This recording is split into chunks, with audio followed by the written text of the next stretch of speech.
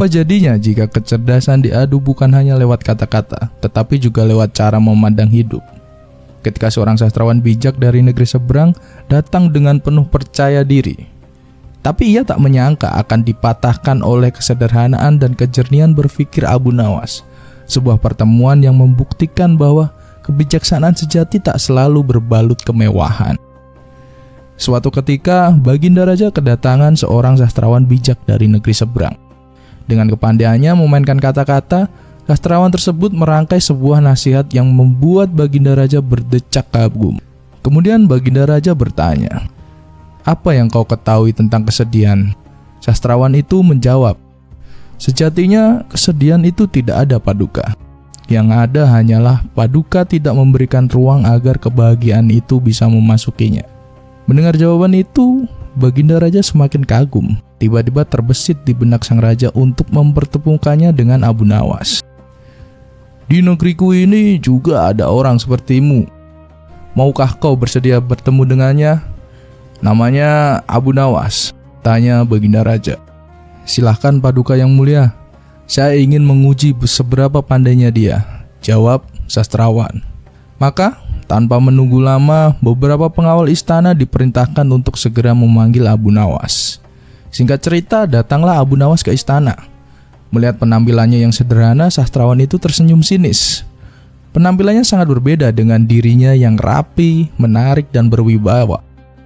Ia pun menyindir, "Sebagai seorang sastrawan yang cerdas, tentu saja dia tidak akan miskin.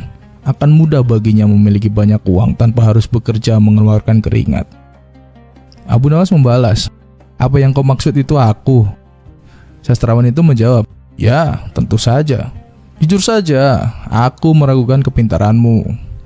Abu Nawas berkata, "Apa hanya karena penampilanku dan gaya hidupku yang miskin menjamin bahwa kau lebih pintar dariku?" Sastrawan itu menjawab, "Itu sudah pasti. Kalau kau memang pintar, tentu kau akan kaya raya, apalagi seorang sastrawan." Abu Nawas menimpali, "Mungkin bajuku tidak semewah jubahmu, tapi otakku lebih berkilau dari otakmu." Mendengar balasan itu, sastrawan menjadi tidak terima. Ia pun mengajukan satu pertanyaan.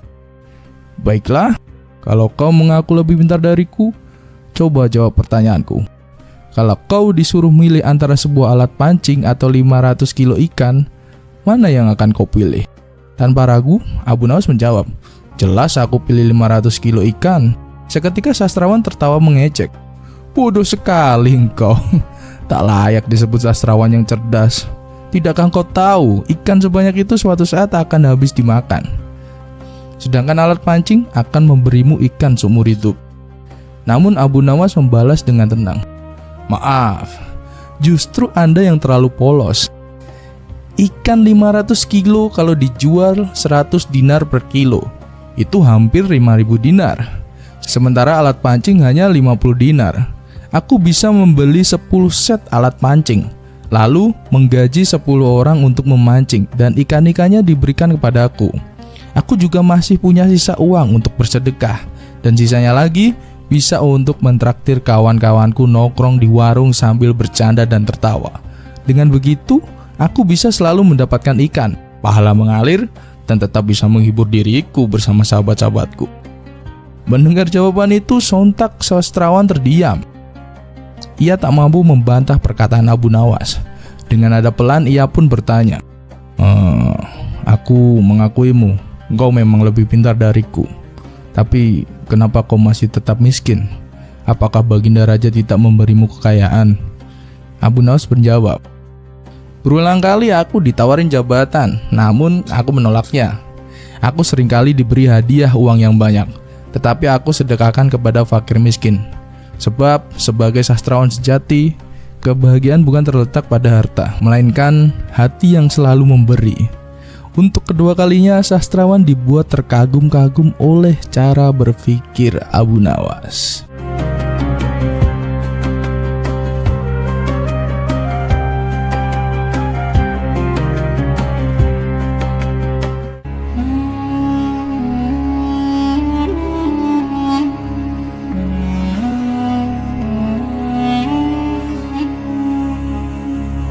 Ketika sebuah kesempatan dimanfaatkan dengan licik, keadilan seringkali terlihat kalah di awal. Seorang petani yang terdesak kebutuhan air justru terjebak dalam permainan kata-kata yang merugikan. Namun ia lupa satu hal, kelicikan hanya akan bertahan sampai bertemu kecerdikan Abu Nawas. Begini kisah selengkapnya.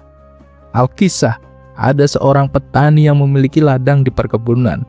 Ladang itu biasanya ia gunakan untuk menanam sayur-sayuran dan berbagai tanaman lainnya. Namun pada tahun itu musim kemarau melanda cukup panjang. Sang petani pun kebingungan mencari sumber air sebab tahun-tahun sebelumnya ia selalu mengandalkan hujan untuk mengairi tanamannya.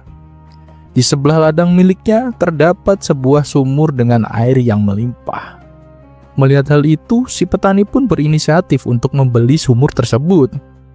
"Wahai kawan, bolehkah aku membeli sumur milikmu?" tanya si petani. "Boleh, asal harganya cocok," jawab si pemilik sumur.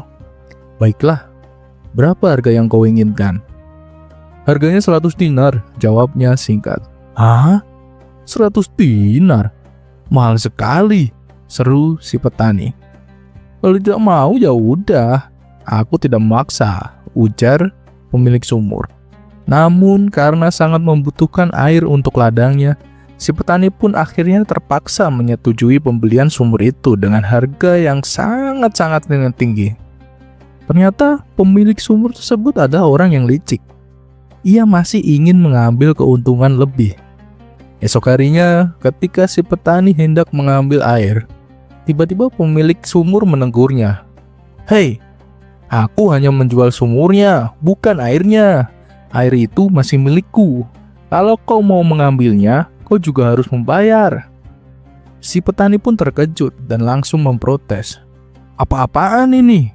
Aku sudah membeli sumur dengan harga yang mahal. Seharusnya air di dalamnya juga milikku." Namun pemilik sumur tetap ngotot. "Oh tidak, perjanjian hanya sumur, bukan airnya. Jadi air itu tetap milikku."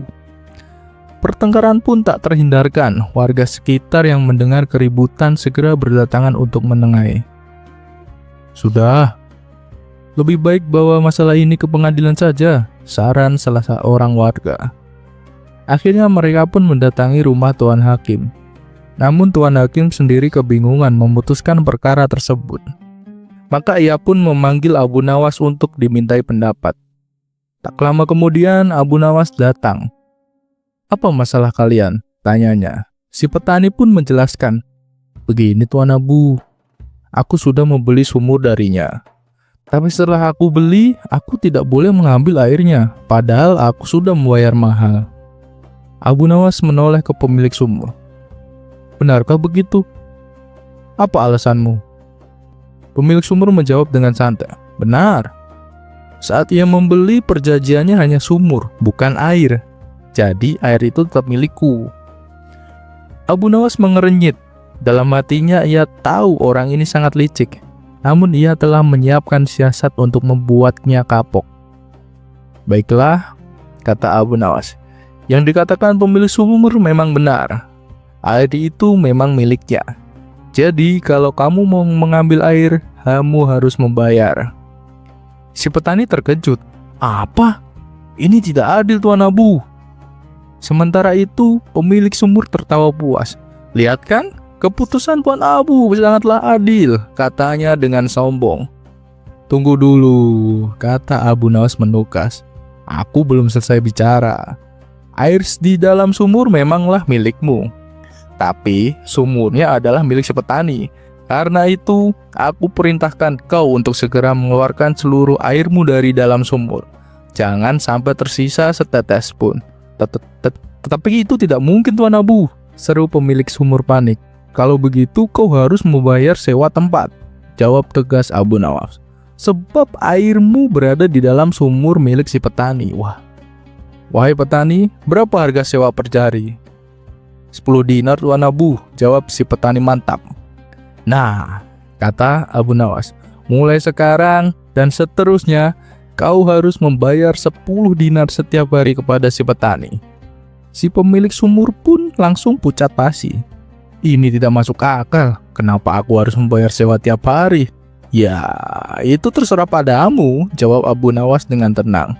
Jika kau tetap bersikeras dengan air itu milikmu, maka kau wajib membayar sewa, kecuali kau ikhlaskan air itu menjadi milik si petani.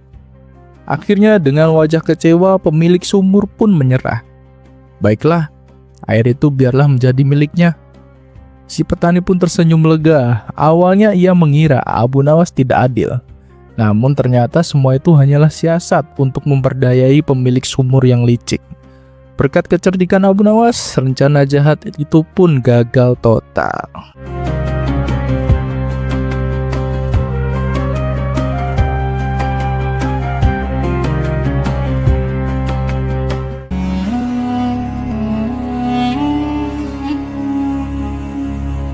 Suatu hari, hakim pengadilan bingung dengan dua orang ibu yang berebut seorang bayi. Kedua ibu tersebut sama-sama memiliki bukti yang kuat sebagai ibu kandung bayi tersebut, membuat hakim tidak bisa menentukan siapa yang sebenarnya berhak menjadi ibu kandung. Dengan kebimbangan itu, hakim memutuskan untuk meminta bantuan Raja Harun ar-Rasyid untuk menyelesaikan kasus ini. Namun, meskipun Raja turun tangan untuk menyelesaikan masalah tersebut, kedua ibu itu tetap keras kepala dan tidak bersedia mengalah. Raja pun memanggil Abu Nawas ke istana untuk mencari solusi agar bayi tersebut tidak terkatung-katung dan bisa bersatu kembali dengan sang ibu kandungnya. Keesokan harinya, Abu Nawas pergi ke pengadilan dengan seorang algojo. Dia menyuruh meletakkan bayi tersebut di atas sebuah meja. Sebelum menjawab pertanyaan saya akan bertanya sekali lagi. Adakah di antara kalian berdua yang bersedia menyerahkan bayi ini kepada ibunya yang asli? Tanya Abu Nawas kepada kedua ibu tersebut. Bayi ini adalah anakku, jawab keduanya hampir bersamaan. Baiklah, karena kalian berdua sama-sama menginginkan bayi ini, dengan terpaksa saya akan membelah bayi ini menjadi dua, jawab Abu Nawas. Mendengar jawaban itu, ibu pertama dengan cepat setuju dengan usulan tersebut. Namun, ibu kedua menangis histeris dan memohon agar Abu Nawas tidak melaksanakan ancamannya. Tolong, jangan belah bayi itu, serahkan saja kepada wanita itu. Aku rela asalkan dia tetap hidup, isaknya. Setelah mendengar jawaban itu, Abu Nawas dapat menyimpulkan siapa ibu kandung sebenarnya dari bayi itu. Lalu dia menyerahkan bayi tersebut kepada ibu kandungnya, yaitu ibu yang kedua. Setelah itu, Abu Nawas meminta agar pengadilan menghukum ibu yang pertama sesuai dengan kejahatannya. Hal ini dikarenakan tidak ada seorang ibu yang tega melihat anaknya dibunuh, apalagi di hadapannya sendiri. Akhirnya masalah pun terselesaikan, dan si bayi akhirnya dapat bersatu kembali dengan ibu kandungnya.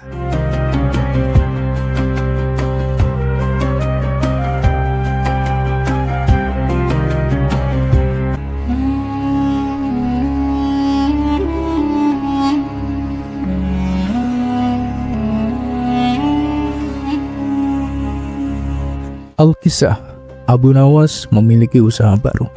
Ia membuat berbagai macam perlengkapan dapur seperti wajan, periuk, dan sejenisnya. Namun dari usaha yang dijalankannya, ia hanya memperoleh sedikit keuntungan. Beda halnya dengan kawan-kawannya yang mengelola kebun sayuran, mereka justru memperoleh hasil yang berlimpah. Meski demikian, Abu Nawas tetap bersyukur atas rezeki yang ia dapatkan. Pada suatu hari, kawan-kawan Abu Nawas berkumpul di sebuah warung, tempat biasa mereka nongkrong bersama. Masing-masing dari mereka mulai menceritakan kesuksesan hasil perkebunannya, sementara Abu Nawas hanya menjadi pendengar setia. Lelaki pertama yang seorang petani timun berkata penuh semangat, "Hei kawan-kawan, selama ini aku menanam timun, ada satu pengalaman yang sangat menakjubkan." "Apa itu?" tanya yang lain penasaran. "Ketika waktunya panen, ada satu timun yang besarnya sepanjang ini," katanya sambil menentangkan tangan selebar mungkin. Lelaki kedua, petani wortel, tak mau kalah. "Itu belum seberapa. Waktu saya panen wortel, ada satu wortel yang besarnya seukuran batang pohon kelapa." Lelaki ketiga, petani kol, ikut menyombongkan dirinya. "Hanya seperti itu kalian bangga? Kalau dibandingkan dengan pengalamanku, kalian pasti kalah. Oh iya? Emangnya pengalaman apa? Tanya mereka tak percaya. Saat panen, ada satu kul yang besar seukuran lubang. Kalau kalian tidak percaya, datang aja ke rumahku. Bisa kalian lihat sendiri, jawabnya meyakinkan. Wah, tidak disangka ya. Ternyata kita semua punya pengalaman yang menakjubkan, ujar salah satu dari mereka. Di tengah perbincangan penuh semangat itu, Abu Nawas justru tampak santai, asyik menghirup secangkir teh di tangannya. Ia seolah tak peduli dengan cerita-cerita hebat dari teman-temannya. Melihat itu, mereka pun menoleh dan bertanya, "Hei Abu Nawas, bagaimana denganmu? Apa kamu juga memiliki pengalaman menakjubkan selama membuat perlengkapan dapur?" Abu Nawas menoleh dan mengalihkan pandangannya kepada mereka. "Kalian bertanya padaku? Coba ulangi tadi. Aku kurang memperhatikannya," jawabnya santai. Mereka pun mengulangi pertanyaannya. "Selama kamu membuat peralatan dapur, pengalaman menakjubkan apa yang kamu alami?" Abu Nawas tersenyum dan menjawab, "Oh, soal itu. Aku pernah membuat wajan yang ukurannya sebesar rumah." Sontak mereka semua terkejut. "Emangnya ada orang yang minta dibuatkan wajan sebesar itu?" tanya mereka. "Tentu saja ada," jawab pendek Abu Nawas. "Kalau memang ada, lalu untuk apa wajan sebesar itu?" tanya mereka makin penasaran. "Ya, untuk memasak sayuran kalian yang ukurannya tidak masuk akal," jawab Abu Nawas sambil tersenyum lebar. Mendengar itu, mereka pun tertawa terpinggal-pinggal hingga tak bisa berkata apa-apa lagi.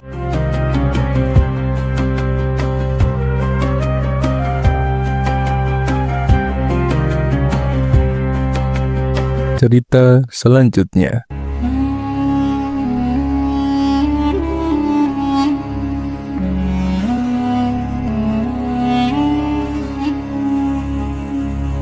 Beginilah humor Abu Nawas ketika diminta untuk menghitung jumlah bintang di langit dan berikut cara menghitungnya, yang membuat Raja Harun ar-Rasyid beserta rakyatnya tak bisa membantah.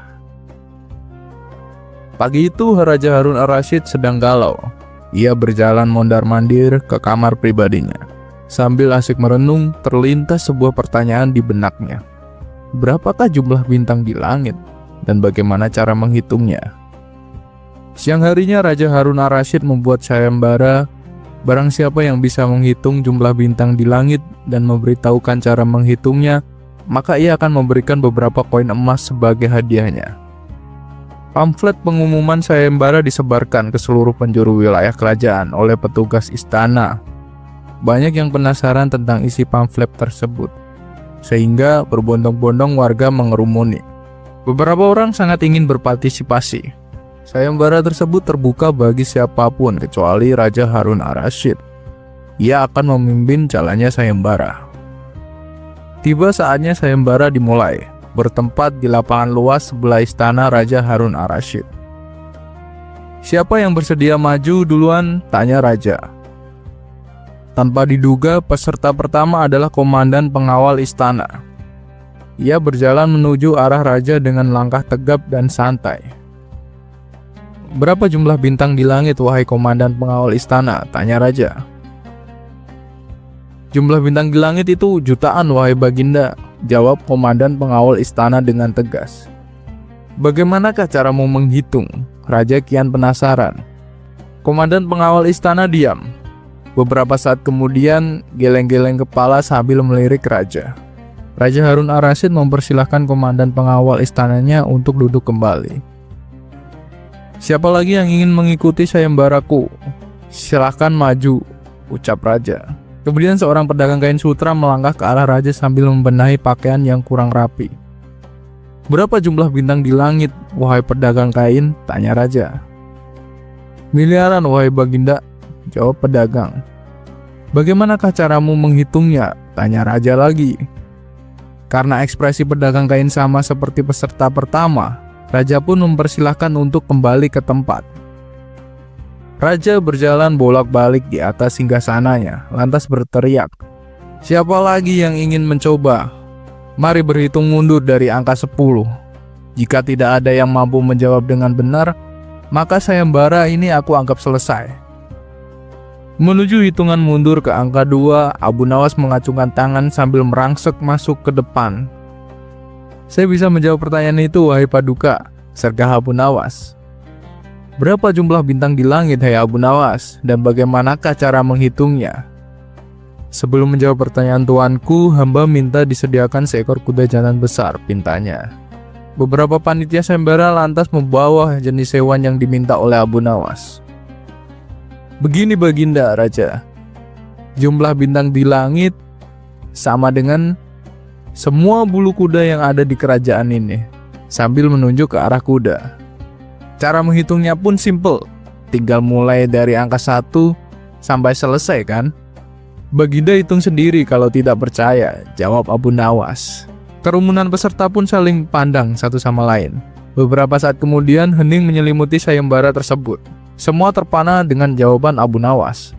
Raja Harun ar-Rasyid berpikir bahwasanya tidak mungkin bisa menghitung semua bulu kuda yang ada di kerajaan ini. Akhirnya, sambil cemberut, Raja memberikan hadiah beberapa batang emas kepada Abu Nawas. Sembari berjalan menuju rumah masing-masing, beberapa warga nampak saling berbisik, kok bisa ya gitu ya? Dan kali ini Raja pun mengakui kehebatan Abu Nawas.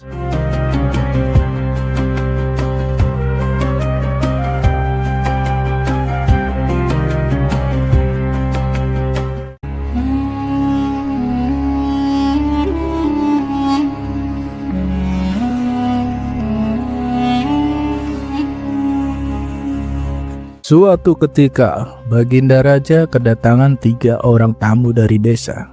Ketiga orang ini adalah Ahmad, Zulfikar, dan Wahab. Mereka sedang mengalami permasalahan yang cukup rumit, dan karena itulah mereka datang untuk meminta solusi kepada Baginda Raja.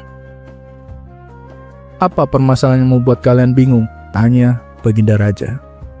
Salah satu dari mereka, Ahmad, menjawab, Paduka yang mulia, saya mempunyai 3 ekor kambing betina, dan teman saya, Zulfikar, mempunyai 1 ekor kambing jantan.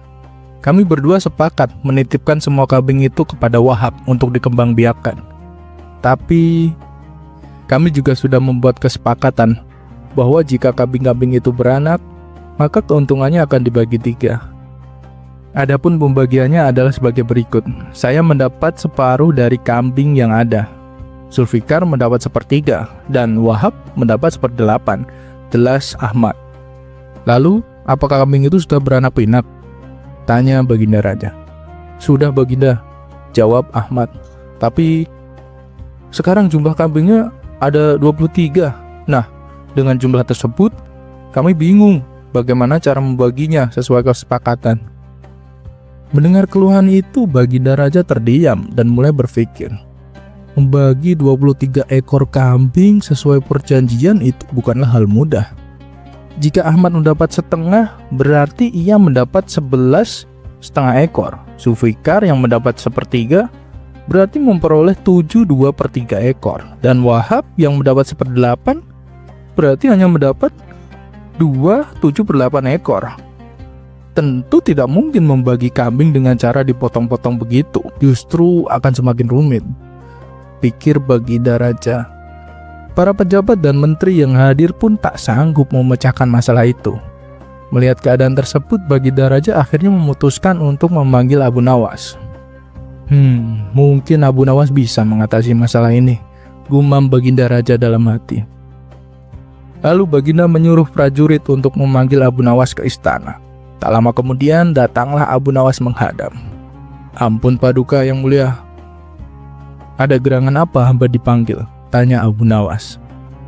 Baginda Raja pun menjelaskan permasalahan yang sedang dihadapi oleh Ahmad, Zulfikar, dan Wahab. Oh, kalau begitu sih gampang Paduka, jawab Abu Nawas santai. Insya Allah saya bisa menyelesaikannya dengan adil. Tapi saya minta tolong, kambing-kambingnya dibawa masuk dulu ke dalam istana. Lanjutnya, akhirnya ke-23 ekor kambing itu dituntun masuk.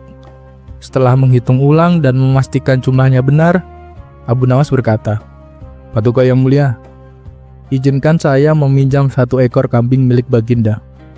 Baginda pun meminjamkan seekor kambing, sehingga jumlahnya menjadi 24 ekor. Sekarang jumlahnya 24. Pak Ahmad, karena Anda mendapat setengah bagian, silahkan ambil 12 ekor kambing, ujar Abu Nawas. Ahmad pun mengambil 12 ekor. Pak Zulfikar, Anda mendapat sepertiga, jadi silahkan ambil 8 ekor, lanjut Abu Nawas. Zulfikar pun mengambil bagiannya. Dan Pak Wahab, karena Anda mendapat 1/8, silahkan ambil 3 ekor kambing, kata Abu Nawas. Wahab juga mengambil bagiannya. Nah, sekarang tinggal 1 ekor. Karena kambing itu saya pinjam dari Baginda Raja, maka saya kembalikan ke Baginda, jelas Abu Nawas. Dengan demikian, semuanya mendapat hak sesuai kesepakatan, tanpa harus memotong-motong kambing. Ketiga orang itu pun merasa puas dengan solusi yang diberikan Abu Nawas. Maka mereka berterima kasih dan kembali ke rumah masing-masing. Baginda Raja juga berterima kasih kepada Abu Nawas dan memberikan hadiah karena telah membantu menyelesaikan persoalan rakyatnya.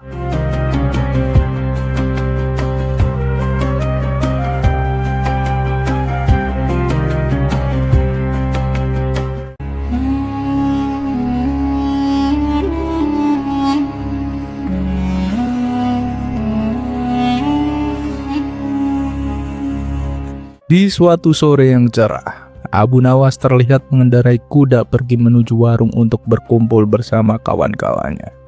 Sesampainya di sana, warung tersebut terlihat ramai, tidak seperti biasanya. Di sebelah tempat duduk kawan-kawan Abu Nawas, ada beberapa anak muda yang juga sedang berkumpul. Abu Nawas pun menghampiri kawan-kawannya dan duduk bersama mereka. Sementara itu, sekumpulan anak muda di sebelah tampak asik mengobrol, diselingi canda dan tawa. Suara obrolan dan tawa mereka yang terdengar keras agak mengganggu Abu Nawas dan kawan-kawannya. Salah satu kawan Abu Nawas berkata, "Pemuda zaman sekarang, minim sopan santun. Sudah tahu banyak orang tua di sebelahnya, tapi suara mereka tidak direndahkan." Abu Nawas membalas, "Sudahlah, namanya juga anak muda.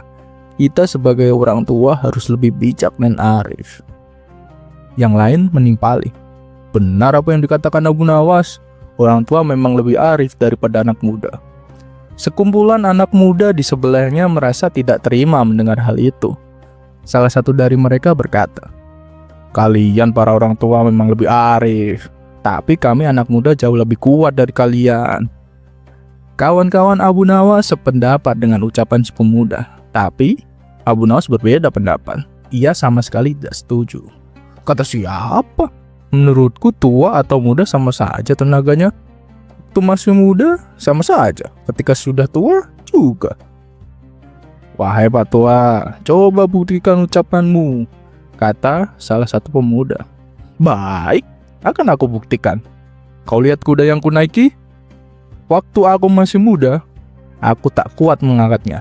Dan sekarang, ketika sudah tua, aku masih juga tak kuat," jawab Abu Nawas. "Kalau kau tak percaya, coba angkat kuda itu. Pasti tenagamu tidak kuat seperti aku," lanjut Abu Nawas.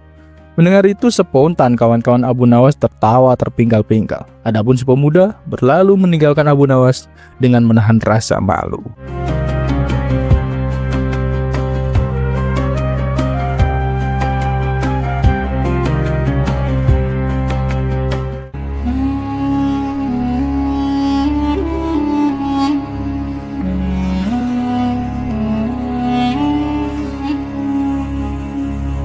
Ia datang dengan keyakinan penuh, menantang Abu Nawas untuk berdebat tentang Tuhan. Mengaku tak percaya pada apapun yang tak bisa dilihat. Tamu asing itu merasa dirinya telah menang sebelum debat dimulai. Namun ia tak menyangka pertanyaan sederhana dari Abu Nawas justru membuat seluruh keyakinannya runtuh perlahan. Beginilah kisah selengkapnya. Pada suatu hari, ketika Abu Nawas sedang duduk di depan rumahnya, datanglah seorang tamu asing yang ingin mengajaknya berdebat. Tamu tersebut ternyata seorang ateis. "Apakah kamu yang bernama Abu Nawas?" tanya tamu asing itu. "Ya benar. Ada perlu apa kau mencariku?" jawab Abu Nawas. Aku ingin mengajakmu berdebat tentang ketuhanan, kata tamu asing tersebut. Memangnya kau tak percaya adanya Tuhan? Tanya Abu Nawas. Tentu saja aku percaya, sebab aku adalah seorang ateis, jawabnya singkat. Oh, begitu. Jadi, kau terlahir dari keluarga ateis? Tanya Abu Nawas memastikan. Tidak, keluargaku penganut agama yang taat. Tidak, keluargaku penganut agama yang taat. Tapi aku memilih jalanku sendiri. Karena menurutku Tuhan hanyalah hasil imajinasi manusia. Padahal sebenarnya nggak ada Tuhan, jelas tamu asing tersebut. Sejak kapan kau menjadi ateis? Tanya Abu Nawas lagi. Sekitar 2 tahun yang lalu, jawabnya. Baru 2 tahun, jawab Abu Nawas tersenyum tipis. Berarti kau masih pemula. Lebih baik cari lawan debat yang sepadan. Hei, jangan meremehkanku, seru tamu asing tersebut. Meskipun baru 2 tahun, sudah banyak yang kalah berdebat denganku. Oh, baiklah, kata Abu Nawas dengan tenang. Kalau kau memang memaksa, aku terima tantanganmu. Tapi, sebelum debat dimulai, ada satu syarat. Jika kau bisa menjawab pertanyaanku, maka debat akan kita lanjutkan. Silakan, apa pertanyaannya? Jawab tamu asing dengan penuh percaya diri. Abu Nawas pun bertanya, kau tahu, seekor kuda, seekor sapi, dan seekor kambing, ketiganya sama-sama makan rumput. Tapi kotoran kambing berbentuk pelet bulat-bulat, kotoran sapi lembab dan datar, sedangkan kotoran kuda berbentuk gumpalan. Menurutmu, mengapa hal itu bisa terjadi? Tamu asing itu langsung terdiam. Ia berpikir cukup lama, namun akhirnya menyerah. Ya, aku mengaku tak tahu, katanya. Tapi apa hubungannya dengan debat kita? Abu Nawas tersenyum lalu berkata, apakah kau merasa sudah layak berdebat tentang Tuhan yang maha suci, maha mulia, maha bersih? Sedangkan soal kotoran saja kau tak tahu. Mendengar jawaban itu, tamu asing hanya bisa terdiam. Dalam hatinya ia mengakui, orang ini benar-benar cerdas. Aku harus mencari cara lain untuk menghadapinya. Akhirnya ia berkata, baiklah, kalau begitu, ajari aku tentang ketuhanan agar aku bisa yakin bahwa Tuhan itu memang ada. Abu Nawas pun mulai menjelaskan. Apa kau percaya jika ada perahu yang tiba-tiba terbentuk tanpa ada yang membuatnya? Oh, itu tidak mungkin, jawab tamu asing. Lalu, apa kau percaya jika ada sebuah rumah yang tiba-tiba terbentuk tanpa ada yang membuatnya? Itu juga mustahil, jawabnya lagi. Begitu pula dengan alam semesta, jelas Abu Nawas. Tidak mungkin ia ada dengan sendirinya, tanpa ada yang menciptakan. Dan siapa lagi jika bukan Tuhan yang maha segalanya? Tamu asing mencoba membantah. Itu bisa saja terjadi karena fenomena alam, sedangkan perahu dan rumah memang harus dibuat lah. Abu Nawas tersenyum. Contoh yang kusebutkan hanyalah batas kemampuan manusia. Manusia bisa membuat rumah dan perahu, tapi tak mungkin menciptakan alam semesta. Sebab ada yang jauh lebih hebat dari manusia itu sendiri, yaitu Dia yang menciptakan seluruh alam dan makhluk. Namun, tamu asing masih bersikeras. Aku tetap tak percaya, belum ada bukti nyata bahwa Tuhan itu ada. Setauku tidak ada makhluk yang lebih hebat dari manusia. Abu Nawas menatapnya lalu bertanya, kalau gitu, bisakah manusia menghindar dari kematian? Dari mana datangnya kematian itu? Mungkin manusia bisa memperbaiki rumah yang roboh. Mungkin bisa menambal perahu yang bocor. Itu batas kemampuan manusia. Tapi apakah manusia bisa memastikan dirinya tidak mati? Tentu tidak, karena manusia tidak berkuasa atas dirinya sendiri. Abu Nawas berkata lagi, manusia pasti menua lalu mati, seperti rumah dan perahu. Sekuat apapun, suatu saat pasti akan rusak. Begitu pula manusia, jasadnya akan hancur dan hanya menyisakan tulang belulang. Semua itu adalah bukti adanya Tuhan yang maha mengatur kehidupan dan kematian. Mendengar penjelasan itu, tamu asing terdiam lama, hatinya terguncang.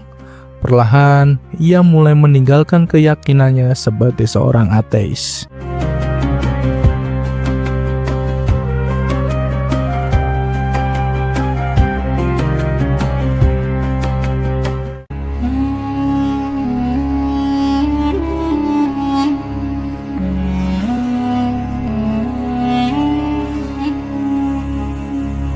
Pada suatu hari, Baginda Raja mengumpulkan para menteri di istana untuk membahas permasalahan penting kerajaannya. Abu Nawas yang dikenal sebagai penasihat cerdik dan jenaka juga turut diundang dalam pertemuan tersebut.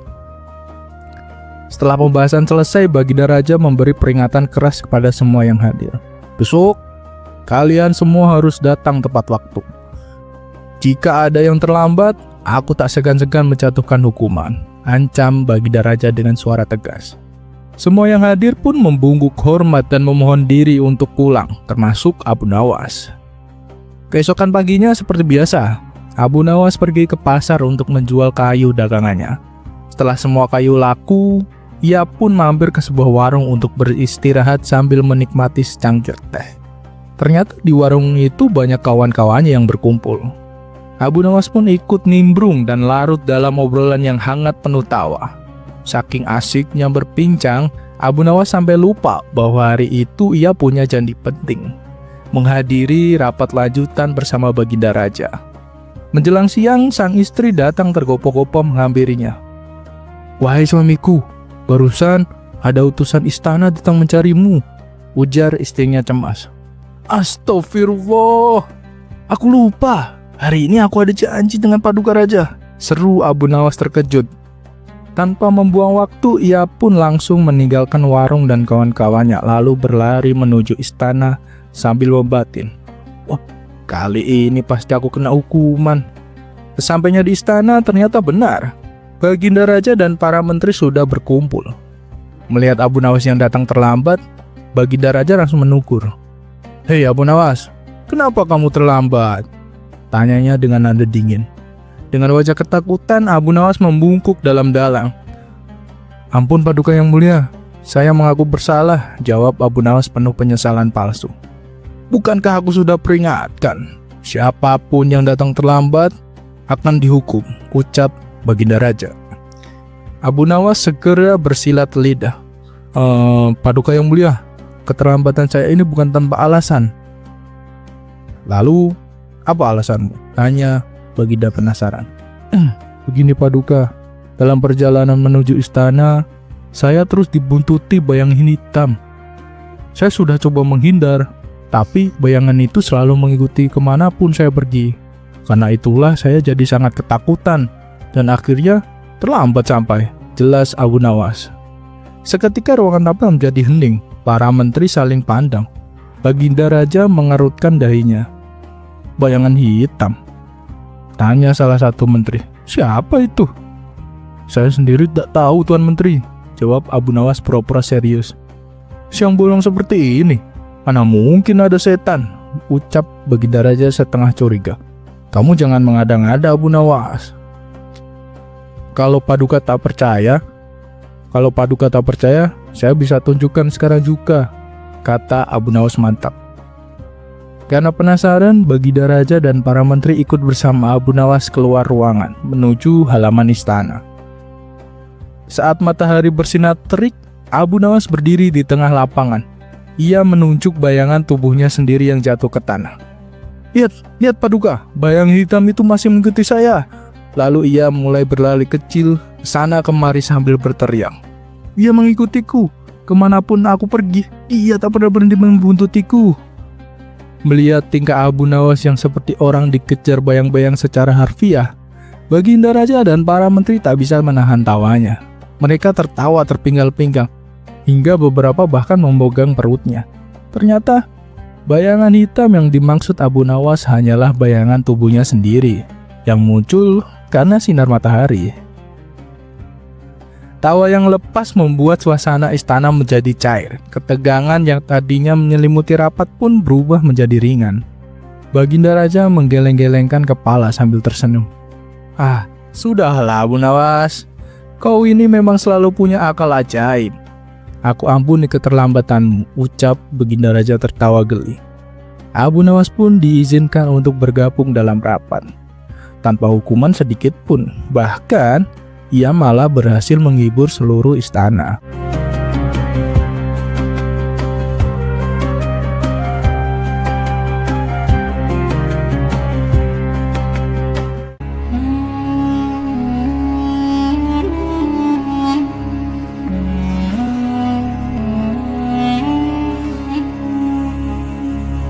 Tak semua orang bermimpi menjadi kaya atau pejabat istana. Di hadapan kemewahan dan kekuasaan, Abu Nawas justru melihat sesuatu yang sering luput dari perhatian orang-orang besar.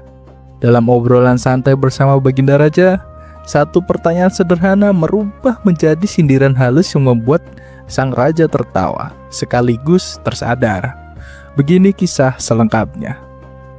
Di sela-sela waktu senggangnya, Baginda Raja duduk santai bersama Abu Nawas. Ketika mereka sedang asik berbincang kesana kemari, terlintas di benak Baginda Raja sebuah pertanyaan yang selama ini membuatnya penasaran.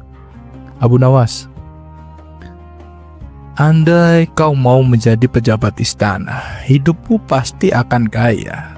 Apa sih enaknya jadi orang miskin? Tanya Baginda Raja.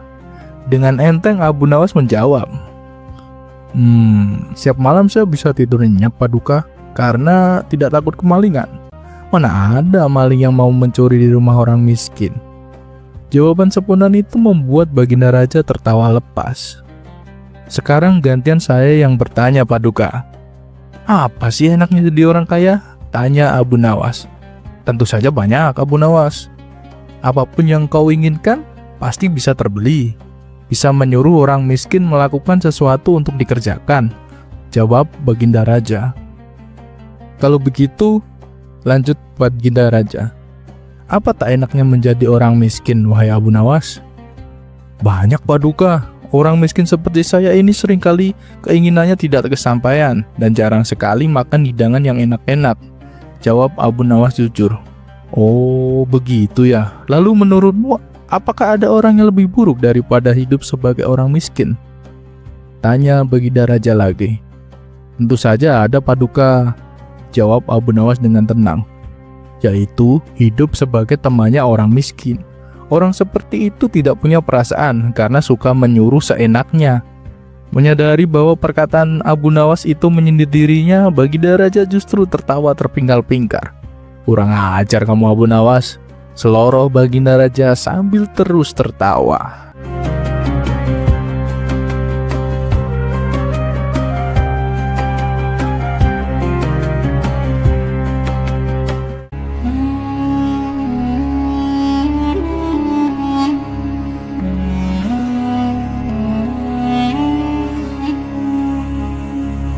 Maraknya praktik dukun pesugihan di kota Baghdad semakin merajalela. Banyak orang mendatangi dukun meskipun harus membayarnya dengan tarif yang cukup mahal. Tapi alih-alih usahanya menjadi sukses, yang ada malah banyak yang gulung tikar. Meski demikian, tak sedikit orang yang masih mempercayai dukun pesugihan. Hal ini membuat Abu Nawas menjadi resah. Maka, ia berinisiatif datang ke istana dan melaporkannya kepada Baginda Raja. Paduka yang mulia, rakyat Baghdad sekarang banyak yang mendatangi dukun pesugihan. Paduka harus menindak dukun-dukun itu segera, lapor Abu Nawas. Namun, reaksi Baginda Raja justru menjadi bumerang bagi Abu Nawas. Masalah ini aku serahkan kepadamu, wahai Abu Nawas. Kau harus bisa menyelesaikannya. Aku beri kamu waktu seminggu untuk menyadarkan rakyatku. Kalau sampai gagal, kau yang akan aku hukum, ancam Baginda Raja. Sontak Abu Nawas terkejut mendengarnya. Tapi apa mau dikata, Abu Nawas sudah terlanjur melaporkannya. Tapi Paduka, mengapa hamba yang menjadi sasaran? Hamba hanya melaporkannya, ujar Abu Nawas. Aku tidak mau tahu. Pokoknya kamu harus bertanggung jawab. Kalau kau menolak tugas ini, kau akan tetap mendapat hukuman, tegas Baginda Raja. Akhirnya dengan berat hati Abu Nawas menerima tugas tersebut. Ia pun kemudian pamit pulang. Setibanya di rumah, Abu Nawas terus memikirkan bagaimana caranya menyelesaikan tugas yang diberikan oleh Baginda Raja. Setelah merenung lama, ia pun mendapatkan ide cemerlang. Keesokan harinya, Abu Nawas pergi ke pasar untuk membeli sebuah kandang yang ukirannya sangat indah. Kandang tersebut ia gunakan untuk menaruh burung miliknya. Kemudian ia sesumbar kepada orang-orang bahwa burung yang ada di dalam kandang bukanlah burung sembarangan. Oleh karena itu, Abu Nawas memperlakukannya dengan penuh istimewa. Setiap hari ia membeli minyak wangi yang mahal hanya untuk mengolesi burung miliknya. Perilaku tersebut tentu saja membuat orang penasaran dan ingin mengetahui apa keistimewaannya. Suatu ketika, saat Abu Nawas pulang dari pasar, beberapa orang menghampirinya dan bertanya, "Wahai Abu Nawas, sebenarnya apa sih keistimewaan burungmu itu?" Abu Nawas menjawab, "Burung itu bisa memberikan uang kepada pemiliknya sebanyak yang dia inginkan." Akhirnya dalam waktu sehari, kabar tentang burung ajaib milik Abu Nawas langsung menyebar ke seluruh penduduk Baghdad. Ada yang mempercayainya, ada pula yang tidak percaya. Lantas, untuk membuktikan rasa penasaran mereka pun berbondong-bondong mendatangi rumah Abu Nawas.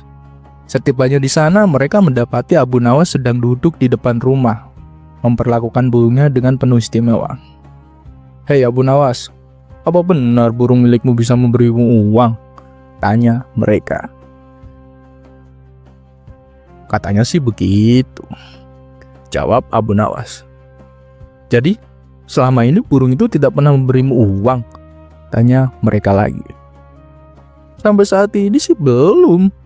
Tapi aku yakin suatu saat dia pasti akan memberiku uang sebab aku memperlakukannya dengan istimewa," jawab Abu Nawas.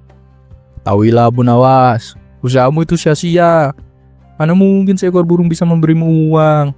Percuma saja kamu memberinya minyak wangi yang mahal dan memperlakukannya secara istimewa. Itu justru akan membuatmu kehilangan banyak uang," kata mereka. Inilah saat yang ditunggu-tunggu Abu Nawas. Ia pun kemudian berkata, "Lalu, bagaimana dengan kalian? Kalian rela mendatangi dukun pesugihan dengan menghabiskan uang yang banyak? Apa kalian yakin dengan mendatanginya usaha kalian bisa bertambah sukses? Yang ada uang kalian semakin berkurang. Karena untuk membayar dukun tersebut, saya masih mending lebih berharap kepada burung karena bagaimanapun dia tidak akan berbohong. Dengan kalian, dukun yang kalian datangi bisa berbohong, bahkan bisa menipu kalian," jelas Abu Nawas. Setelah mendengar penjelasan Abu Nawas, mereka pun tersadar akan kekeliruannya. Sejak saat itu, mereka sudah tak lagi mendatangi dukun pesugihan. Akhirnya dalam kurang waktu seminggu, Abu Nawas berhasil menyelesaikan tugas yang diberikan Baginda Raja. Seperti biasa, atas keberhasilannya, Baginda Raja memberi hadiah berupa pundi-pundi uang.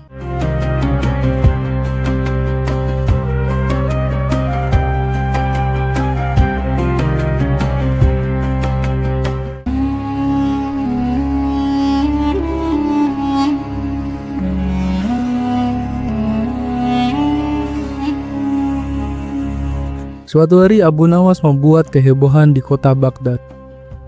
Dia keluar dari rumahnya di siang hari sambil membawa lampu minyak dan berjalan ke setiap sudut kota sambil celingak-celinguk kanan kiri. Tingkah lakunya ini membuat warga kota bingung. Bagaimana mungkin orang sejelas Abu Nawas berjalan di siang hari sambil membawa lampu? Beberapa orang mulai membicarakannya, menganggap Abu Nawas mulai gila. Mereka berkata, Abu Nawas pasti sudah kehilangan akalnya, dan Raja Harun ar-Rasyid pasti malu memiliki staf yang gila seperti Abu Nawas. Namun, Abu Nawas tidak peduli dengan semua omongan orang itu. Keesokan harinya, dia keluar lagi, bahkan lebih pagi, dengan lampu minyak masih setia di tangannya. Dia tetap berjalan sambil memperlihatkan tingkah yang sama. Pada hari ketiga, beberapa orang mulai merasa tidak sabar dengan tingkah Abu Nawas. Undang-undang Baghdad melarang orang gila berkeliaran karena dianggap berbahaya. Maka Abu Nawas ditangkap dan dibawa ke istana. Beberapa musuh politik Raja Harun ar-Rasyid bahkan merasa senang dengan kejadian ini, karena mereka bisa menggunakan kegilaan Abu Nawas untuk merusak reputasi raja. Raja Harun ar-Rasyid sendiri merasa malu. Dia memanggil Abu Nawas dan bertanya dengan nada keras, "Abu Nawas, apa yang kamu lakukan dengan membawa lampu di siang hari?"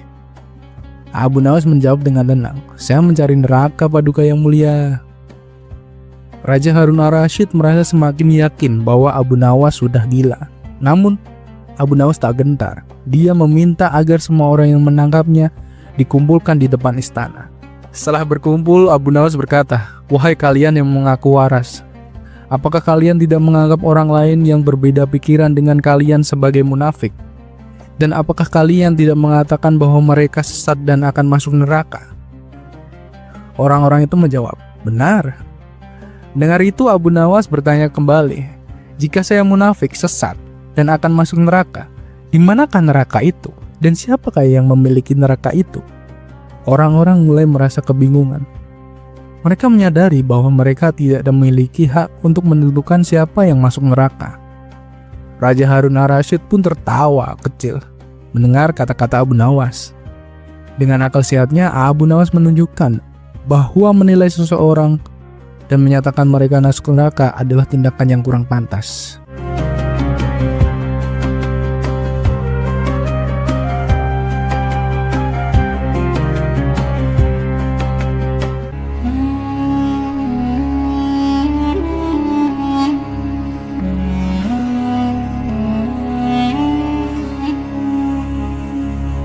Bisakah manusia benar-benar memperpanjang umur dan hidup selama yang ia mau? Pertanyaan itulah yang membuat Baginda Raja gelisah hingga mengumpulkan para cendekiawan terbaik di negerinya. Namun siapa sangka jawaban paling tak terduga justru datang dari Abu Nawas. Jawaban sederhana yang membuat seluruh istana terdiam sebelum akhirnya meledak dalam tawa. Pada suatu hari Baginda Raja sedang termenung di singgasananya. Ia tampak memikirkan sesuatu yang serius. Salah satu menteri istana menghampiri dan bertanya, "Ampun Paduka yang mulia, hamba perhatikan sepertinya Paduka sedang gelisah. Apa yang sedang Paduka pikirkan?" Baginda Raja menjawab, "Aku memikirkan bagaimana nasib kerajaanku kelak setelah aku tiada. Apakah akan tetap berjaya seperti ini atau malah sebaliknya? Andaikan aku seperti Nabi Daud dan Nabi Sulaiman bisa memimpin kerajaan sampai di usia tua." Sang menteri membalas, "Paduka yang mulia, hamba selalu mendoakan Paduka agar diberi umur panjang dan bisa memimpin kerajaan ini sampai tua." Baginda Raja kemudian bertanya, "Apakah kau tahu rahasia agar umur panjang?" Mendengar pertanyaan tersebut, sang menteri sempat merasa heran. "Paduka ingin berumur panjang seperti Nabi Khidir?" tanya sang menteri.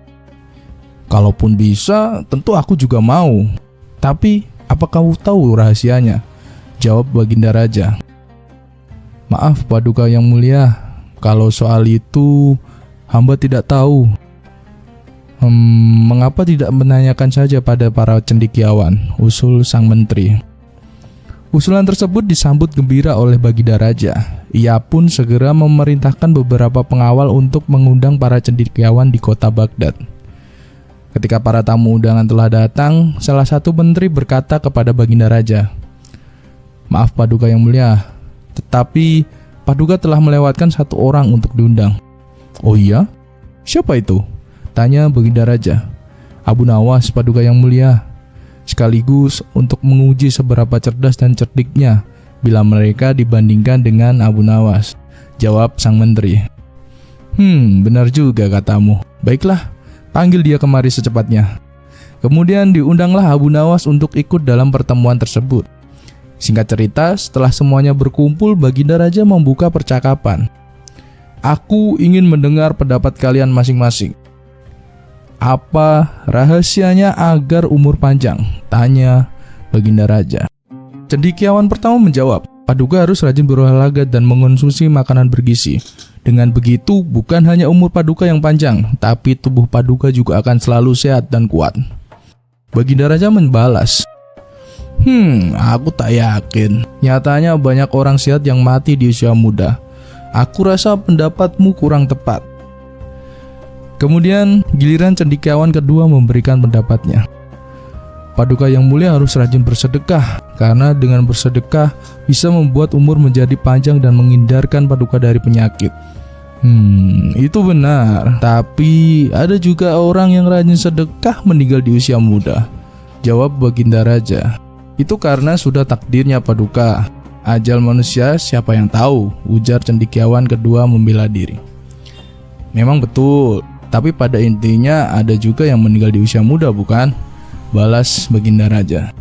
Cendekiawan kedua pun terdiam. Kini giliran cendekiawan ketiga.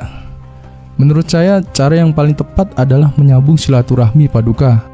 Bukankah dalam ajaran agama kita, bila seorang menyambung silaturahmi akan diberi umur panjang?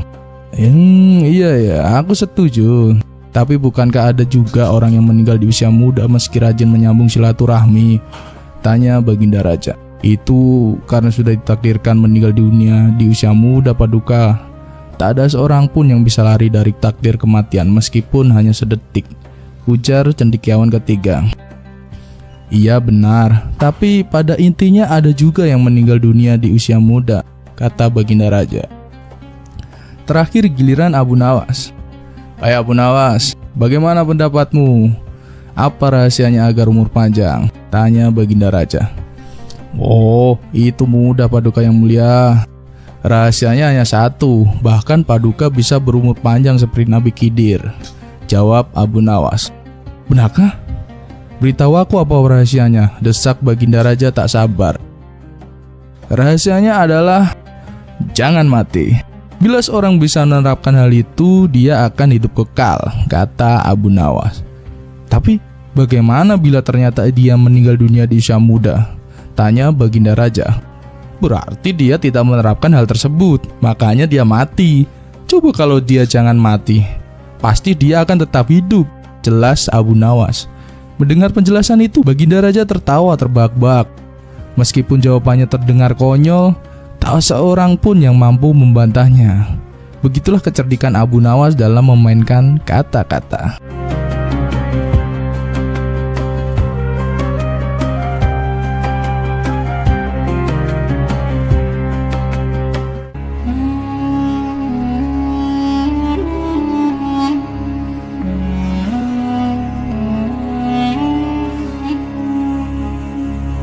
Banyak orang gemar mengajarkan etika dan kesopanan kepada orang lain, tapi sedikit yang benar-benar memahami maknanya.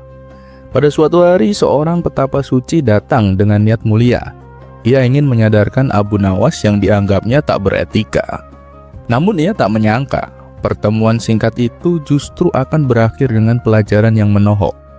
Bukan untuk Abu Nawas, melainkan untuk dirinya sendiri.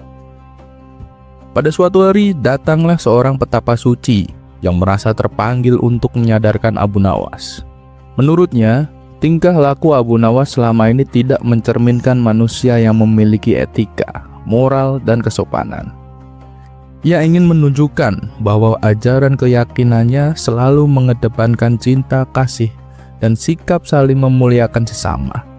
Tujuan utamanya tak lain agar Abu Nawas tertarik dan mengikuti keyakinannya.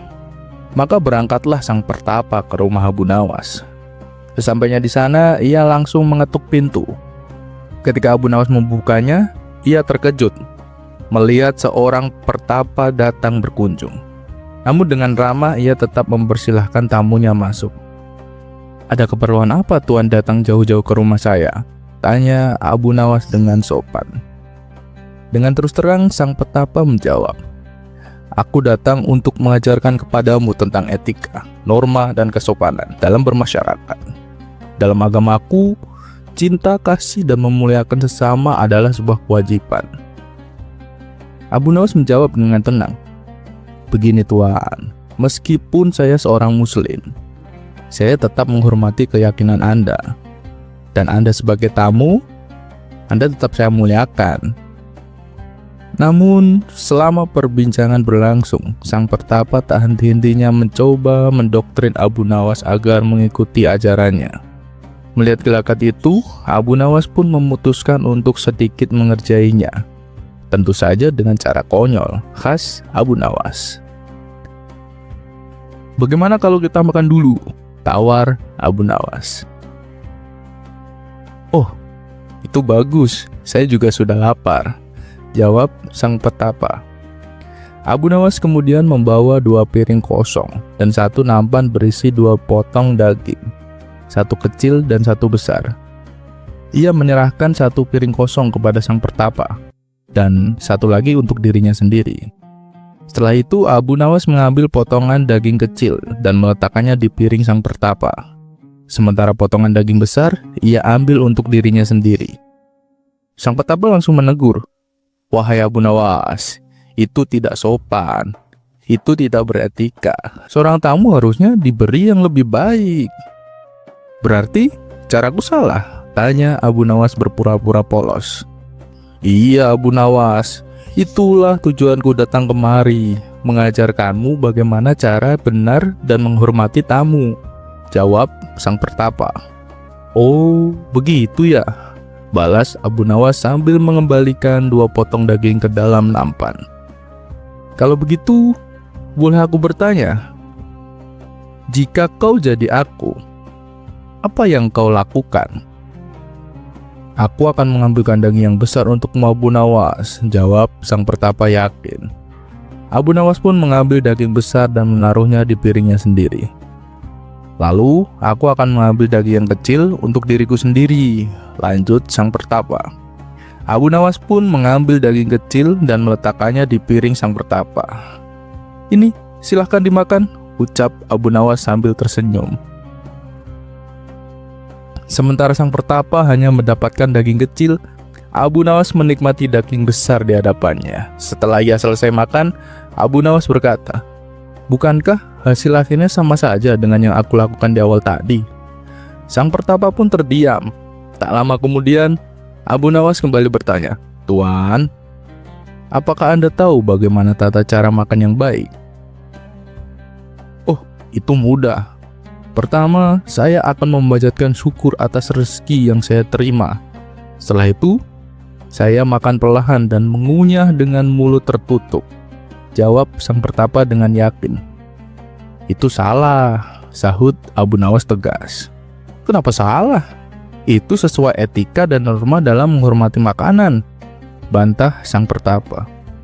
"Yang kamu lakukan itu hanya adab di permukaan," jelas Abu Nawas.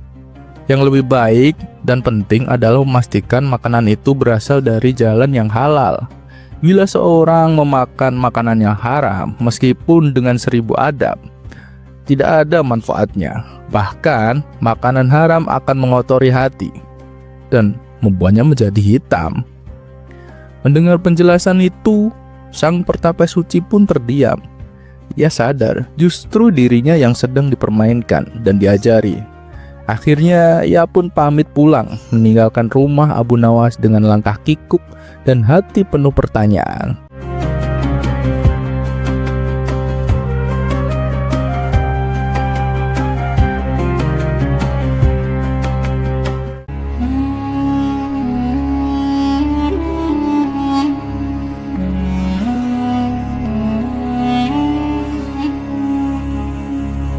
Bagaimana jadinya jika keserakan membuat seorang kehilangan segalanya dalam sekejap? Inilah kisah ketika kecerdikan Abu Nawas diuji oleh seorang tuan tanah yang pelit dan tamak. Sebuah cerita yang membuktikan bahwa orang serakah seringkali terjebak dalam ambisinya sendiri. Dikisahkan Abu Nawas mempunyai tetangga seorang tuan tanah yang kaya raya. Hampir seluruh penduduk desa bekerja di perkebunannya. Namun sayangnya tuan tanah itu terkenal pelit dan bakhil. Tidak hanya itu, selain menjadi tuan tanah, ia juga berprofesi sebagai rentenir. Hal inilah yang membuat Abu Nawas resah. Sebagai seorang ulama sufi, ia ingin agar tetangganya ini bertobat. Setelah merenung cukup lama, akhirnya Abu Nawas menemukan sebuah ide cemerlang. Keesokan harinya, ia menemui kawan-kawannya yang sedang nongkrong di warung. "Tadi malam aku bermimpi mendapat sebuah wangsit yang tidak bisa aku tolak," ucap Abu Nawas membuka percakapan. "Apa isi wangsit dalam mimpimu itu, Abu Nawas?" tanya salah satu orang kawannya. "Aku mendapatkan pesan, apapun yang dititipkan kepadaku pasti akan beranak," jawab Abu Nawas. Mereka pun bingung. "Maksudnya gimana itu, Abu Nawas?" "Jadi begini. Kalau kalian menitipkan seekor ayam, maka dalam beberapa hari ayam itu akan menjadi beranak dan jumlahnya bertambah. Begitu pula, jika kalian menitipkan uang, maka beberapa hari kemudian uang itu akan beranak dan jumlahnya tentu bertambah," jelas Abu Nawas. Sebagian kawannya percaya, sebagian lagi ragu. Jangan-jangan ini cuma akal bulus Abu Nawas untuk meminjam uang, bisik salah satu dari mereka. Namun seorang kawan berkata, "Nanti sore aku akan meminjamimu seekor kambing." Yang lain menimpali, "Aku juga akan meminjamimu 2 dinar." Silahkan, dengan senang hati, jawab Abu Nawas. 5 hari kemudian ternyata benar, kambing dan uang yang dipinjamkan kepada Abu Nawas menjadi beranak. Yang memberi 1 ekor kambing dikembalikan 3 ekor. Yang memberi 2 dinar dikembalikan 5 dinar. Kabar ini pun tersebar ke seluruh penduduk desa hingga sampai ke telinga tuan tanah pelit yang juga seorang rentenir. Dengan ditemani beberapa pengawalnya, ia mendatangi rumah Abu Nawas.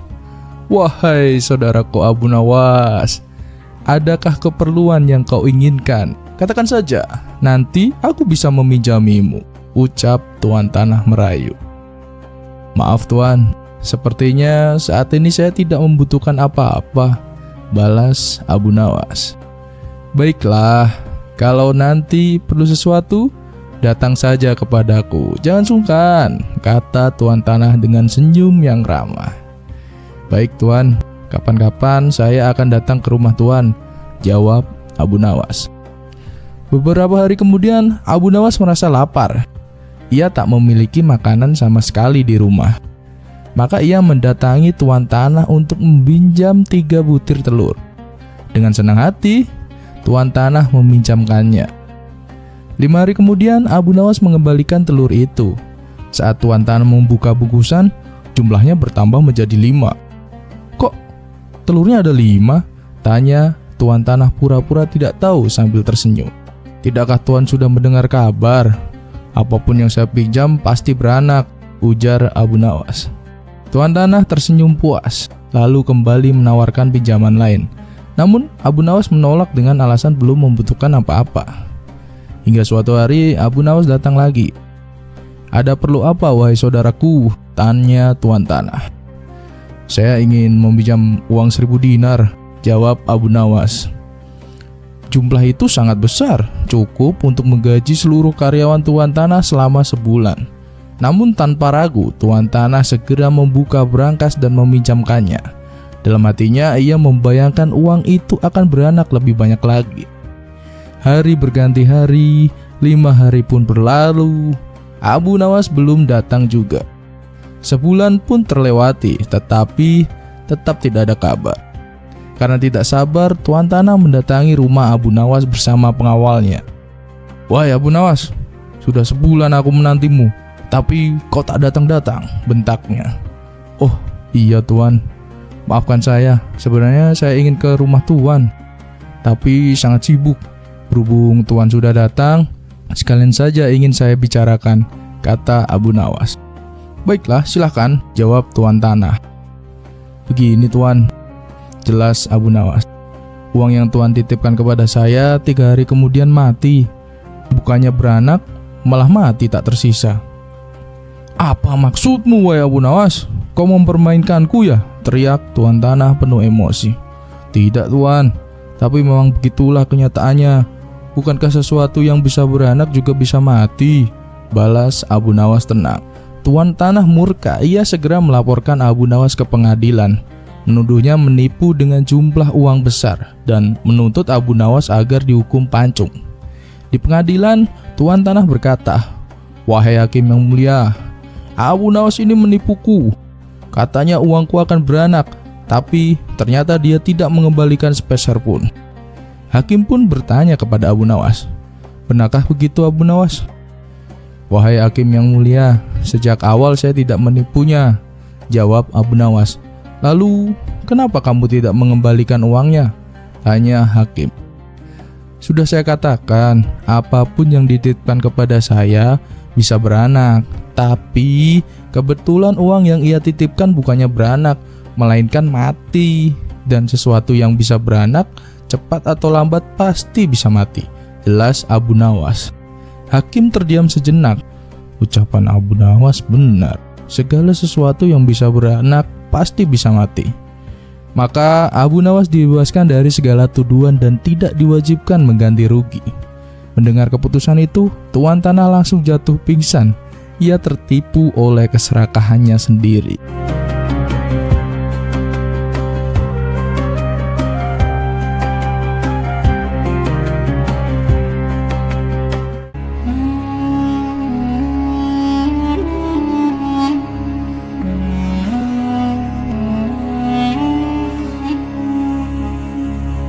Sudah menjadi rahasia umum bahwa Abu Nawas sering menjadi bahan ejekan dan permainan Baginda Raja. Kadang dijebak dengan pertanyaan-pertanyaan sulit, kadang juga disuruh melakukan hal-hal yang mustahil.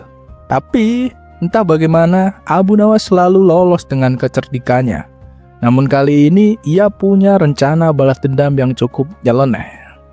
Sudah cukup aku dijadikan bahan hiburan. Sekarang giliran Baginda yang tertawa karena ulahku, gumam Abu Nawas sambil tersenyum licik. Suatu pagi, penduduk kota dikejutkan oleh pemandangan yang sungguh aneh. Abu Nawas berjalan menuju istana dengan keledainya yang sudah didandani seperti raja. Kepala si keledai dihiasi mahkota palsu dari logam kaleng yang mengkilap, dan tubuhnya dibalut kain tirai yang tampak mewah jika dilihat dari kejauhan. Sambil berjalan, Abu Nawas berteriak lantang, "Hidup Baginda Raja! Hidup Baginda Raja!" Orang-orang keluar dari rumah mereka. Beberapa melongo, beberapa tertawa, tapi ada juga yang geram. "Wah, Abu Nawas sudah gila. Dia menyamakan raja dengan keledai," ujar seorang warga. "Gak bisa dibiarkan. Laporkan ke istana, ini penghinaan," teriak yang lain. Namun Abu Nawas tetap tenang. Ia terus berjalan dengan ekspresi bangga, seolah benar-benar sedang mengarak sang raja. Sesampainya di depan gerbang istana, teriakannya semakin keras, bahkan si keledai pun tampak kebingungan. Mungkin karena terlalu banyak disoraki. Seorang prajurit raja yang berjaga langsung panik. Ia lari ke dalam dan menghadap Baginda Raja. "Paduka yang mulia, ini gawat. Abu Nawas ada di gerbang istana dan ia meneriakkan nama Paduka sambil membawa seekor keledai yang memakai mahkota." Baginda Raja mengangkat alis. "Lalu, apa masalahnya? Dia rakyatku, bukankah itu bentuk pujian?" Tapi Paduka, keledai itu didandani seperti raja. Orang-orang bilang dia menyamakan Baginda dengan seekor keledai." Wajah Baginda Raja langsung berubah menyerah padam. "Kurang ajar. Suruh tangkap dia sekarang juga dan bawa ke hadapanku. Kali ini dia tak akan lolos begitu saja." Dan tak butuh waktu lama, Abu Nawas digiring masuk ke dalam istana. Meski dijaga ketat oleh para prajurit, ia tetap tersenyum santai. Bahkan keledainya pun ikut masuk dengan langkah pelan seperti pejabat tinggi. Di hadapan Baginda Raja yang murka, Abu Nawas membungkuk sopan. "Hai Abu Nawas," bentak sang raja. "Apa maksudmu semua ini? Berani-beraninya kau menyamakanku dengan seekor keledai." Abu Nawas tetap tenang. Dengan suara lembut, ia menjawab, "Ampun Paduka yang mulia, saya tidak berniat menyamakan Paduka dengan keledai. Saya justru ingin menunjukkan betapa besarnya kecintaan saya kepada Paduka.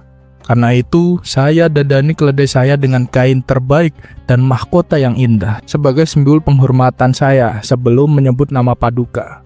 Ia melanjutkan, "Dan saya pun mengenakan pakaian terbaik saya hari ini.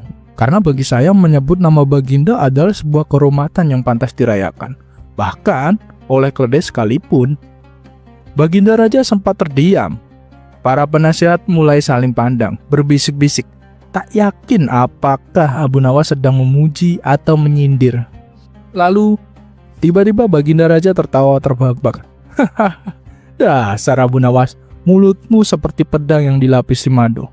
Ia bangkit dari singgasananya lalu berkata, "Kau memang menyebalkan, tapi terlalu cerdik untuk dihukum. Kali ini, aku maafkan. Tapi lain kali, jangan coba-coba keledai itu dijadikan penasehat kerajaan ya." Semua orang yang hadir ikut tertawa. Abu Nawas pun pamit sambil menepuk keledainya pelan. "Tenang saja Paduka, dia terlalu jujur untuk jadi penasehat."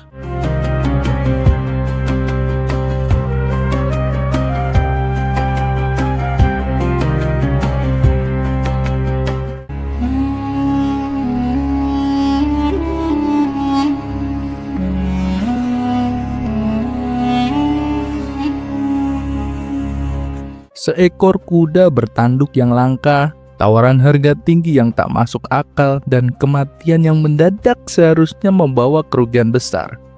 Namun, di tangan Abu Nawas, musibah itu justru berubah menjadi ladang keuntungan.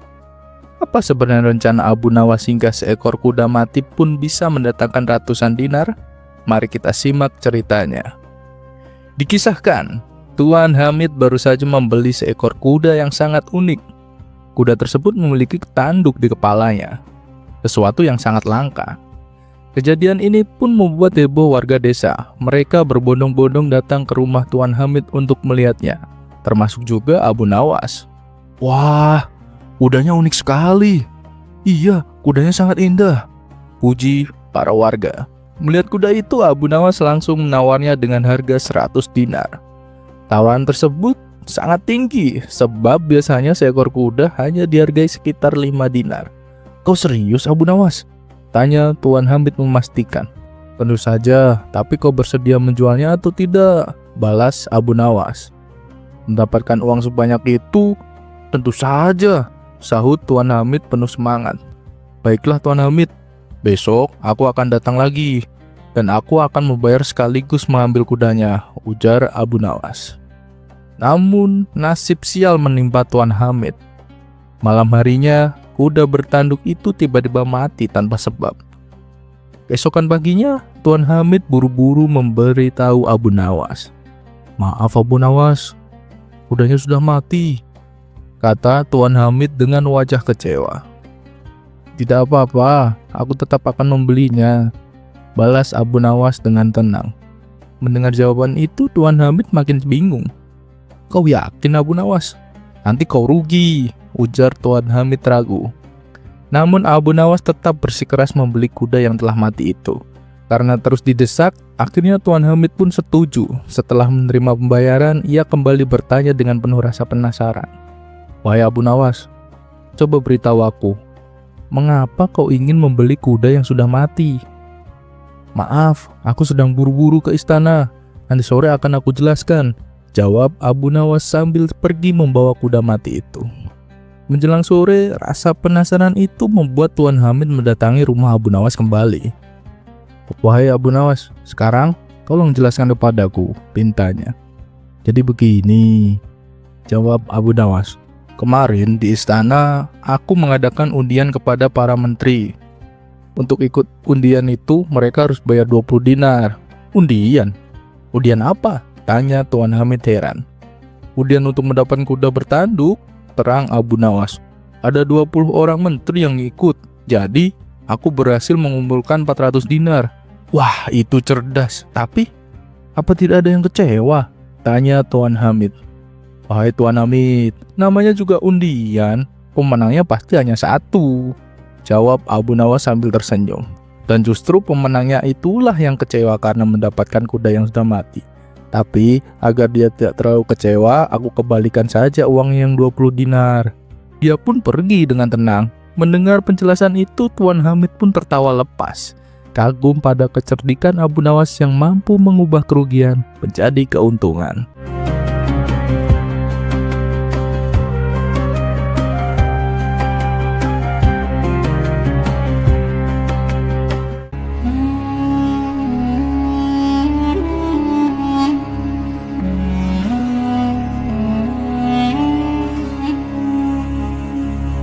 Tidak semua penyakit bisa disembuhkan dengan ramuan, dan tidak semua ketakutan bisa diusir dengan senjata.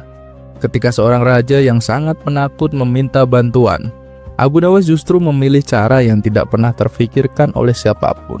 Bukan sihir, bukan pula kekuatan gaib, melainkan sesuatu yang selama ini tersembunyi di dalam diri sang raja sendiri.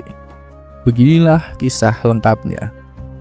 Pada suatu hari, Baginda Raja memerintahkan para pengawal untuk memanggil Abu Nawas agar segera datang ke istana. Tak lama kemudian, Abu Nawas pun menghadap. "Ada apa wahai Paduka Mulia?" tanya Abu Nawas. "Begini Abu Nawas," jawab Baginda Raja. "Aku butuh bantuanmu. Sahabatku seorang raja di negeri seberang adalah raja yang sangat penakut. Aku ingin kau menyembuhkannya dari rasa takut itu." Abu Nawas pun bertanya lebih lanjut tentang keadaan sang raja. Ketakutan yang dialaminya sungguh tidak wajar, Abu Nawas. Ia takut pada segala hal, bahkan pada bayang-bayangnya sendiri. Ia selalu membawa pengawal kemanapun ia pergi, bahkan ke kamar mandi sekalipun. Jelas baginda raja. Abu Nawas terdiam sejenak. Ia berpikir cukup lama, hingga akhirnya mendapat sebuah ide untuk menyembuhkan sang raja. Jangan khawatir Paduka yang mulia, saya punya ramuan minuman sakti untuk menyembuhkannya, ucap Abu Nawas dengan yakin. Besokan harinya Abu Nawas bersama baginda raja berangkat menuju negeri seberang. Singkat cerita, mereka pun tiba dan langsung disambut di istana. Abu Nawas kemudian diperkenalkan dengan raja negeri tersebut. "Wahai Tuan Raja," kata Abu Nawas, "saya membawa obat ajaib yang dapat membuat Anda kebal terhadap serangan ketakutan." Sang raja yang merasa tertarik pun langsung menyetujui untuk mencoba ramuan dari Abu Nawas. Abu Nawas lalu menyerahkan sebotol air minum kepadanya. "Minumlah ini setiap pagi dan malam. Dalam 1 bulan, Tuan akan menjadi raja yang penuh keberanian. Dengan meminum ini, akan hadir kodam yang senantiasa menjaga dan melindungi Tuan," jelas Abu Nawas. "Oh iya? Mana kodamnya? Kenapa aku tidak bisa melihatnya?" tanya sang raja penasaran. Tuan tidak akan bisa melihatnya, tapi ia akan selalu bersama Tuan," jawab Abu Nawas meyakinkan. Sebulan kemudian, Abu Nawas kembali mengunjungi sang raja. "Bagaimana perasaan Tuan sekarang?" tanya Abu Nawas. Raja itu tersenyum bangga. "Sekarang saya tidak takut lagi pada apapun, bahkan berani berjalan sendirian di malam hari," ujarnya dengan percaya diri. "Wah, itu hebat sekali," kata Abu Nawas. "Tahukah Tuan, minuman yang saya berikan itu sebenarnya hanya air putih biasa dan tidak ada kodamnya sama sekali. Keberanian Tuan sesungguhnya datang dari dalam hati Tuan sendiri dan dari kepercayaan diri Tuan sendiri." Mendengar itu, sang raja terdiam, lalu ia mengangguk pelan. Ia baru menyadari bahwa keberanian sejati tidak dapat dibeli dan tidak dapat diminum, melainkan tumbuh dari keyakinan dari dalam diri sendiri. Sejak saat itu, ia pun mulai belajar mengatasi rasa takutnya tanpa bergantung pada ramuan ajaib apapun.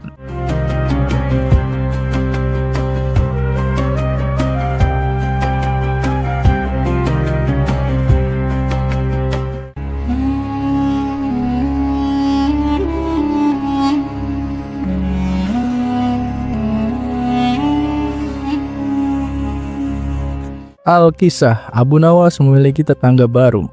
Orangnya sangat baik, murah hati, dan tak segan-segan membantu siapa saja yang membutuhkan. Hal inilah yang membuat Abu Nawas kagum kepadanya. Namun, ada satu hal yang tidak diketahui oleh Abu Nawas maupun warga sekitar. Ternyata tetangganya itu adalah seorang penyembah berhala.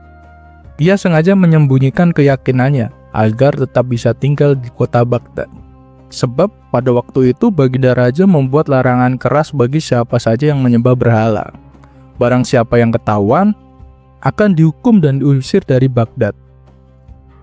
Seiring berjalannya waktu, rahasia tetangga Abu Nawas itu pun terbongkar. Para warga yang mencurigainya langsung melapor ke Abu Nawas.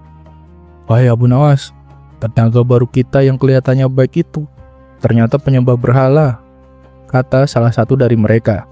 Sontak Abu Nawas terkejut. "Ah, yang benar saja. Apa kalian punya bukti?" "Kemarin malam, kami tak sengaja lewat di depan pintu rumahnya. Dari dalam terdengar suara doa-doa yang tak lazim. Karena penasaran, kita mengintip. Ternyata ia sedang beribadah, menyembah patung dan menyebut Tuhannya sebagai Tuhan penjaga rezeki," jelas mereka. Warga lain menimpali. Pantas saja setiap kali dia memberi bantuan dia selalu bilang, "Ini pemberian dari Tuhan penjaga rezeki." Abu Nawas pun terdiam. Ia tak menyangka tetangga yang selama ini ia kagumi ternyata penyembah berhala. Salah satu warga pun mengusulkan, "Kita harus melaporkannya ke istana agar dia dihukum dan diusir dari Baghdad." Betul itu, aku setuju, sahut warga lainnya. Namun Abu Nawas menolak usulan itu. Ia punya cara lain untuk menyelesaikan masalah tersebut. Kalian jangan gegabah, bagaimanapun juga dia adalah tetangga yang baik. Bukankah dia sering menolong kalian saat kalian kesulitan? Kata Abu Nawas. Iya sih Abu Nawas, tapi kami khawatir dengan keyakinannya yang menyimpang itu, ujar warga. Masalah keyakinan itu karena dia belum dapat hidayah saja. Tugas kita adalah menyadarkannya, jawab Abu Nawas. Lalu, apa yang harus kita lakukan? Tanya mereka. Aku punya rencana, kalian lihat saja nanti, kata Abu Nawas sambil tersenyum. Malam harinya, Abu Nawas mulai menjalankan rencananya. Ia menuju rumah tetangganya ketika sang tetangga sudah tertidur pulas. Abu Nawas mencuri patung berhalanya dan membuangnya ke tempat sampah. Keesokan paginya, tetangganya panik. Ia terkejut karena patungnya hilang. Ia mencari ke seluruh penjuru kota. Hingga akhirnya, ia menemukan patung itu di tumpukan sampah. Ia pun murka. Sungguh keterlaluan orang yang berani melakukan ini kepada Tuhanku. Jika aku tahu siapa pelakunya, aku akan celakakan dia. Ia lalu membersihkan patung itu, menyemprot aromanya, dan menaruhnya kembali ke tempat semula sambil berucap, "Wahai Tuhan penjaga rizki, aku akan melindungimu." Malam berikutnya, Abu Nawas kembali melakukan hal yang sama, mencuri patung itu dan membuangnya ke tempat sampah. Keesokan harinya, sang tetangga kembali terkejut dan marah, tapi tetap membersihkannya lagi. Hal tersebut berlangsung beberapa malam. Abu Nawas tak pernah bosan melakukannya. Sampai akhirnya, sang tetangga mulai frustasi. Kali ini ia tak marah kepada pencurinya, tapi kepada patungnya sendiri. Baiklah, akan kukaitkan pedang ini di tubuhmu. Kalau kau benar-benar Tuhan, kau pasti bisa melindungi dirimu sendiri, bukan, dari orang-orang jahat itu? Ia pun menancapkan pedang itu di patungnya, lalu masuk kamar dan tertidur. Malam itu Abu Nawas kembali menjalankan aksinya. Saat melihat patung tersebut dililit pedang, ia justru mendapat ide yang lebih usil. Ia mengambil seekor katak, lalu ia menancapkan tubuh katak itu ke pedang di patung tersebut. Kemudian ia membuang patung beserta bangkai katak itu ke tempat sampah seperti biasa. Pagi harinya, sang tetangga kembali mencari patungnya dan menemukannya di tumpukan sampah. Kali ini ia benar-benar terkejut karena ada bangkai katak yang tertancap di pedang yang ia pasang di patungnya. Ia termenung dan berkata, ini tak masuk akal. Tuhan kok kalah sama katak? Masa Tuhan bisa dikalahkan makhluk selemah ini? Akhirnya ia sadar, Tuhan yang selama ini ia sembah hanyalah patung buatan tangan manusia. Sejak saat itu, ia mulai mempelajari ajaran agama Islam. Di sanalah ia menemukan kebenaran tentang Tuhan yang sesungguhnya, Tuhan yang Maha Kuasa dan berhak disembah. Kemudian, dengan disaksikan Abu Nawas dan para warga, tetangga itu pun masuk Islam dengan hati yang penuh kesadaran.